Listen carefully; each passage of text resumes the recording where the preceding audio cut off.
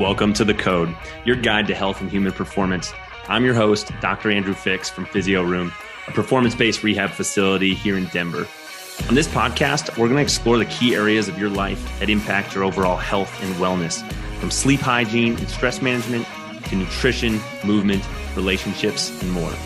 We bring you conversations with industry experts and top performers to share strategies they have for cracking the code on health and human performance. Now let's get to today's show. What's up, everybody? Welcome back to The Code. I'm your host, Dr. Andrew Fix. If you've listened to this show, you've, of course, heard me before, and you've heard me say, I really appreciate you guys. I appreciate you tuning in to listen to this. Hopefully you find some value out of this. This is, I think, going to be kind of a fun episode for me to do, a little bit more unique. I've not done one like this before. And I'm going to be sort of doing a review on an article that I found in a magazine that came to our house in the mail today, addressed to me, titled to me. And I didn't order this magazine. I don't exactly know why I got it, but the magazine is called The Starting Line, powered by Fit to Run, the runner superstore. So from what I can gather, Fit to Run is a running store, local running shop. Looks like they have several locations, all of which are in Florida, and it looks like they have one in Puerto Rico. So it looks like they have about, 15 locations or something in a bunch of different parts of Florida. And it's a running store. It looks like they do gait analysis work. Of course, they sell shoes and gear, other apparel and types of things. But Fit to Run is the name of it. Now, this podcast episode is not meant to bash this store. I'm sure they do a lot of awesome things. I actually really enjoy connecting with and networking with the local running stores that we have here in Denver. And I've done this in pretty much every city that I live in because I really enjoy working with runners. And I'm a customer of these places myself. I burn through a lot of shoes. I love shoes. I probably have way too many in my closet. My wife, Erin, would tell you that I need to get rid of some. I'm actually going to try and sell some. If any of you are looking for some shoes, let me know. But I was just sort of thumbing through this little magazine, and I'm glad that I did, because otherwise we wouldn't be having this conversation. And I normally don't do this. Normally when I get something like this, it's a magazine that, I don't necessarily need. I could just hop on the website if I wanted to buy something from these guys. I normally just throw these things right in the recycling, right? But I decided to just flip through it. And then I was basically going to just flip through it once, and then I was going to get rid of it. But 2/3 of the way through, I came across this article called Back to Running Post-Injury. So I decided to start glancing at it, and I was like, you know what? I'm going to make a podcast episode about this because we work with a lot of runners at Physio Room. I've worked with a lot of runners both here and previously in different places that I've lived. And this is one of the most challenging topics for someone who is running, who sustained some sort of an injury, is like, how should I get back to running after that injury? And before we dive too deep into this episode, I'm going to tell you there's no perfect answer. There is no one size fits all return to running program or protocol. Everybody's situation is unique and different. Some people may have recently had a baby and they're in a postpartum situation, and their return to running is going to look very different than someone who has had a knee sprain or plantar fasciitis or Achilles pain or whatever that might look like, right? Or if you've had surgery versus not. There's no one size fits all return to running program, which is also why in running related research, it's hard to find any very solid agreed upon, return to running program, because it's basically just not there. But I want to pick apart this article a little bit because, of course, this article is promoted and published in a magazine for a running store. This is not a medical facility, but I thought that this article left a lot to be desired, unfortunately. And I think there's a lot more to it than what they put in this article. Now, there is a little disclaimer here at the bottom that says, this information is based on personal experiences and accounts from other runners. Please consult a medical professional for any injury-related treatment and or questions. So I'm glad they put that in there, because had they not, this article gets you nowhere, in my opinion. It barely scratches the surface on what you should do. if you have an injury and how you should get back from that injury. And of course, this article, 2/3 of it is, or 1/3 of it is trying to get you to buy something, to come in the store, buy some more gear, do a gait analysis with one of their store employees. But of course, that's what keeps them in business. So I get it. But here are the things they talk about in this article. If you've had some sort of injury and then you're coming back from it, find the training plan that works for you. So I like that. I like that. We all should be following some form of a training plan, whether you develop that yourself because you have some experience in that and or you're working with a coach. We have several that we work with at Physio Room, and they're all phenomenal. Depending on what our client is training for, if they don't already have a coach, that's how we decide who to refer them to. Some coaches work more with high school athletes, some work more with kids, some work with more of adults of a higher caliber, and some work with more adults who are more recreational runners. And we pair them accordingly, and of course, based on their geographical location too. But it says find the training plan that works for you, because training plans often are the number one reason that people get hurt in the first place. And I'm going to dive through a little bit of that a little bit later on this episode after I kind of look at the rest of this article with you guys.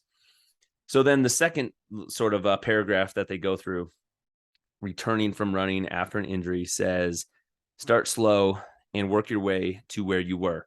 So I really like this also. This is really good because it basically tells you not to compare yourself post-injury to where you were pre-injury, because it may take some time to get back to that point, right? If you were at a very fit level and then you just suffered an injury, it's going to take a while probably to get back to that, right? And everybody's injury and recovery story is different. So it basically says, hey, don't put any expectations on yourself of you don't need to be, or you shouldn't be expected to be right back at the level you were when you come back from this injury. And that is totally true. So that's one thing I really like about this article.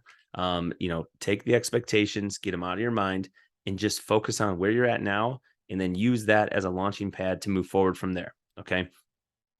Third paragraph, rest more often. So it basically says, hey, make sure you build in more rest days following an injury so that you can take the time to assess your body and make sure that you are giving yourself adequate time for recovery in between your runs as you're building your volume back up. Again, I really like this part. I think this is awesome.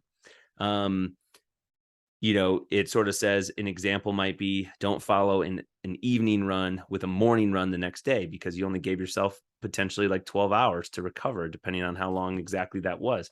But build some more rest and recovery time in between your runs while you are feeling out how your body's responding, getting back to running. And then the final two paragraphs basically talk about make sure you have gear in top shape. And it sort of says, hey, you may need to replace your shoes. So come in and buy some shoes. And then it says study and analyze your gait cycle. And, they sort of talk about their gait analysis process in their store, which I agree. You should look at your gait cycle. Personally, I've not been a huge fan of the majority of running stores that I've been into, some better than others, because not always, unfortunately, is the person doing the actual gait analysis extremely qualified to be doing that, right? In my experience, a lot of times when you go into a running store, in the gait analysis, one, it's very brief. Two, they're usually trying to control and restrict motion, right? And if you've ever been into a running store, or you're an avid runner or recreational, you probably know the term pronation. And every time I've gone to do a gait analysis at a running store, what I'm being told or taught, and I try not to let people know that I'm a physical therapist until after I get to know them. I don't want it to bias the experience that I have. I want to be treated just like everyone else so that I can see what it's like for my clients when they go in the store, because then I know what stores to recommend. But usually they're trying to control the amount of pronation that people go through in their gait cycle. And at the end of the day, pronation is a totally normal and necessary movement in our lower leg, foot, and ankle area that we have to have, and we have to be able to go through in a controlled fashion in order to complete a full gait cycle. Now, if you have excessive or lacking pronation, that can be an issue. But typically what I find is, a lot of these gait analyses in running stores, they don't want you to have any pronation. Like they want you to be like as neutral as can be without going into pronation. And I don't always agree with that. I don't think people always need to be in a stability shoe or have orthotics in their shoes. But at the end of the day, these things sell, these things make money for whoever's selling them, whether it's a podiatry office, a running store, a physical therapy clinic, quite frankly. And my belief and what the running research would indicate is that these things should be used for temporary time periods for people who need them. They can be tools utilized to help you continue to train while mitigating symptoms that you might be having and minimize the stress on certain tissues in your body. But we need to start to try to work away from those things and actually address the root causes of what's going on in the first place. So all these different paragraphs in this article, at the end of the day, it basically says when you have an injury, rest and go slow when you're getting back into it. But nowhere in here, and this is what frustrated me, nowhere in here does it say, except for the disclaimer at the bottom, actually figure out what's going on and address the actual root cause of the issue. It just says rest until it feels better and then go back to doing what you do in your training, but do it slow and make sure you give yourself adequate rest between your runs. And that's not how you handle running injuries, you guys. You don't just run, and then when something hurts, you rest it, and then when it feels better, you go back to running. Because then that same cycle is going to continue to happen. And I see this with so many people, so many runners. First of all, so many runners sustain an injury. And you've heard a lot of podcast episodes on this show that sort of talk about running. And as you can see, I like running. I'm getting a little jazzed up here. I'm going to take a sip of water, calm myself down. Okay. But rest is not the only way to address when things are bothering you, right? So before we go down the path of talking about what to do when things are bothering you, which we're going to unpack just a little bit more than this article does, what I want to encourage you to do is, first and foremost, if something starts to bother you, don't wait until it is bothering you so much to the point where you have to stop running before you actually decide to do something about it. Because at that point, you've waited too long. You've waited too long, and now you're having to pull yourself out of your activity rather than preferably getting a handle on that sooner so that you could continue to train while you address what's going on so that hopefully you don't have to stop running. And then you don't have to do what this article is talking about, right? We want to keep you training. We want to address what's going on. We want to use our 3-step process in our office at Physio Room: reset, restore, reload, meaning let's calm down what's bothering you, address the root cause, and prevent it from coming back. Let's reload you and stop it from coming back so that you don't continue to have to deal with it. If you only followed what this article is talking about, there's a good chance it's going to come back. And I don't like that. So, that's first and foremost. Don't wait to address something that's bothering you until it gets to the point where you're forced to address it. Choose to address it because it's a little annoying. And then how long it takes to get that feeling better is going to be so much faster. If you go see a medical provider like myself or anyone else, we're going to have such an easier time helping guide you to the solution. And we don't want to have to hold you out of your sport or activity. It's not fun for us. It's not fun for you. Now, if you want to try to prevent running injuries in the first place, a couple other tips that we might give you. One, don't just run, right? Running is an extremely repetitive activity, and it has a very high rate of injury for people that participate in it regularly. So if you can cross train and do some other activities, preferably ones that get you changing directions, right? Not just going forward all the time. Maybe that's yoga. Maybe that's playing with your kids in the backyard. Maybe that's playing softball recreationally, just like something that gets you moving in different patterns. Same thing we would recommend for kids, right? Not specializing in one sport at a very, very early age. That's going to be beneficial for you. So cross training, making sure you have some sort of regular strength and mobility training routine that you have in place.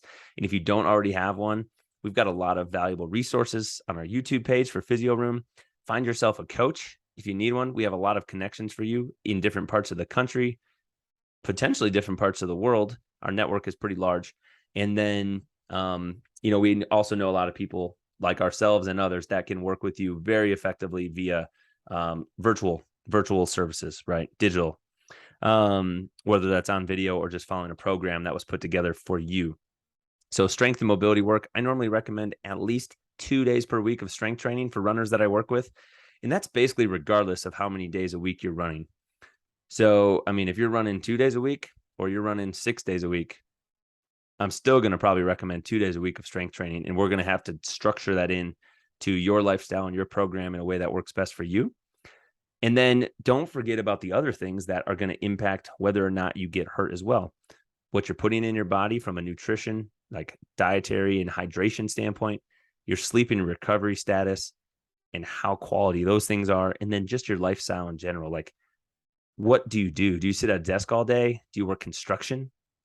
Do you have a very high stress work environment or family situation? That's going to change the tolerance level to your body or for your body to stressors that you put it on, such as exercise, such as running. And that's going to impact, the likelihood that you get hurt, right? So we can all imagine if you go around eating Doritos, cupcakes, and ice cream versus someone who's eating a very healthful diet of fruits, proteins, vegetables, avoiding the added sugars and excessive grains and stuff, you're probably going to see that the person who eats more healthy is probably more tolerant to activity. They probably feel better, less likely to get hurt. Now, when something does start to bother you, one thing that we have to do is we have to discover and, try to peel back the onion, put those puzzle pieces together and figure out like what is the root cause of what's going on. You might have knee pain, or this article very briefly in the kind of intro talked about plantar fasciitis is something that plagues runners and can be very frustrating for a lot of runners because it's a very painful thing to try to run through and train through if you've never actually experienced it. It doesn't feel good, right? Having the bottom of your foot hurt when you're trying to run. Quite frankly, there's not a lot of things that are more annoying than foot pain and back pain for like almost any activity that you're doing because they impact basically everything. Almost every sport involves you being up on your feet or using your feet in some capacity. Almost every sport involves your back in some capacity, right? So it's hard to do things with those scenarios, but you have to address the root cause. Knee pain is not always knee pain, right? It does not always mean that there's something going wrong right at the knee. So you're going to have to search and try to figure out what the root cause of the issue is. And then that's where people like myself come in. People like our awesome team at Physio Room come in, where you may need some guidance from a provider, from a fitness professional, somebody to help assess your body, assess your movement, mechanics, your strength, your mobility, your running gait, so that we can figure out, hey, what's the actual issue here? What's causing your certain body part to hurt? And then how do we address it? So the root cause could be, like I said, it could be another body part from a mobility or a strength standpoint. It could be your running gait being a major contributor to why you're having pain. It's unlikely that it's the shoes, the surface you're running on, unless of course you sprained your ankle on a trail or something that's different. But I mean, like, if you're running on a treadmill versus running on the road versus running on a gravel path or a track, it's unlikely that like, oh, the pavement caused my knee injury. Well, that's probably not true. There's probably other things that are going on. And I'd be happy to talk shop with you about that if you have any questions. But, it might be a training error. And when I say training error, it means, maybe you have progressed your volume too quickly. Maybe you weren't running much at all. And then you built into running pretty quickly and you ramped up your volume week over week too fast. And then you wound up sustaining some sort of an injury, whether that's knee or ankle or hip or whatever that might be. That happens very often. And that's one of the biggest buckets that we look for when we're asking questions to people to try and figure out like, okay, how did we come to the point where now this thing is bothering you? And we ask questions about your training and questions about if you have a coach or if you don't. And then there's that huge bucket of, could it be a mechanical issue? Is it a gait issue? Is it a strength, mobility? Like, does your ankle lack range of motion and now you're having knee pain when you're running because you're not able to dissipate any force through your ankle? This is a scenario where maybe you have excessive pronation because your ankle doesn't move correctly. That may put undue stress on the knee or on the inside of the shin. maybe you develop shin splints, and you sort of see where I'm going here. And then, of course, could it be a lifestyle issue? Is someone trying to train heavily and have a high training load, but they're not recovering well? They're not getting adequate sleep. Maybe they're not eating appropriately. This is going to change the tolerance that their body has to stress. Maybe it's a gear issue. Again, these aren't normally the issues, but maybe somebody is in a pair of shoes that's not appropriate for them based on how their mobility and everything is. And that could be a contributor to why they have pain or symptoms. Maybe your shoes are really worn out. Personally, I think most shoes and people wearing those shoes can get more miles out of them than what the running store typically recommends. But it all depends on like, where are you running? What surface are you running? How long did those shoes sit in the box before you actually used them? How heavy is the person that's wearing those shoes and how do they run? Because a 200-pound person wearing one exact type of shoe is different than a 100-pound person wearing that same shoe, right? Those are going to wear out at different rates because it's a different amount of pressure that's getting put through those structures and foam and rubber on the shoes, right? What are those shoes being used for? So that's awesome. And then ultimately, please, if you sustain an injury, you've addressed it, maybe you sought out the help of a professional. Are you putting the steps in place to prevent it from coming back? Or are you just going back to what you were doing before? And then it's very likely that that's going to come back and continue to plague you if you don't address it and then reload or work on the prevention aspect. And this gets missed a lot of times in a lot of offices. You get to the point where you're out of symptoms, you go back to your activity, but then you stop doing some version. You don't always have to do as much, but then you stop doing the things that got you back to it in the first place. And then months or maybe a year later, the same issue returns. So as an example for this, potentially we have someone doing a certain set of grouping of exercises on a daily basis, and they gradually decrease their symptoms and get back to the point where they're able to return to running. Well, if they're no longer having pain, no longer having symptoms, whatever exercise series that we help them progress to, you may not need to keep doing those things daily in order to keep feeling the way that you want to feel and keep feeling good. But you might have to do them 2 times a week or 3 times a week in order to continue to maintain the level of mobility, strength, stability, whatever that is, to stop having the issue that you were dealing with in the first place. You're seeing where I'm going here, right? If you just go back to what you were doing before, why would you think the outcome is going to be any different? If somebody changed up their nutrition, lost weight, was feeling amazing, and then all of a sudden stopped doing what they were doing, went back to eating the way that they were before, it should be a surprise to nobody that their situation may return to how it was before. But this happens all the time, right?